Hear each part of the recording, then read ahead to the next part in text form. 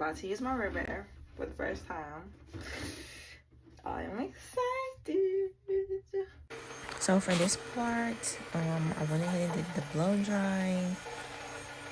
I kept it on there for quite a while the first go around because I didn't know how long I really needed to.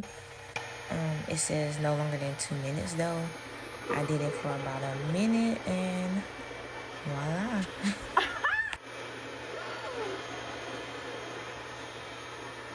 Y'all. Hold on. Let me shut all this down. Shut it down for a second. This is on low and only attention level of 2. So this was amazing to me because considering the RevAir uses less heat than the regular blow dryer, I'm really all for that because I don't usually blow dry my hair because I try not to use a lot of heat. This is amazing.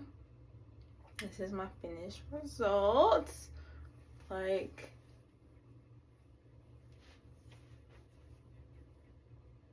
I'm gonna go get y'all one of these.